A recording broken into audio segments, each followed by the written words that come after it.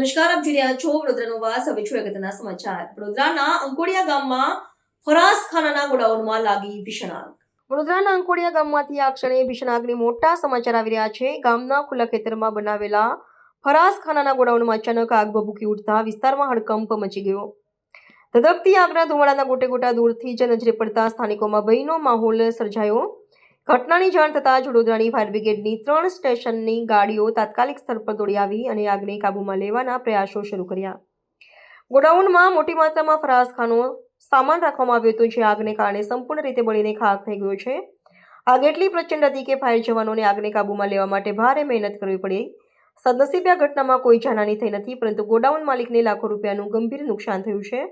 આગ લાગવાનું ચોક્કસ કારણ હજુ સુધી સામે આવ્યું નથી અને તપાસ આગળ વધારાઈ છે.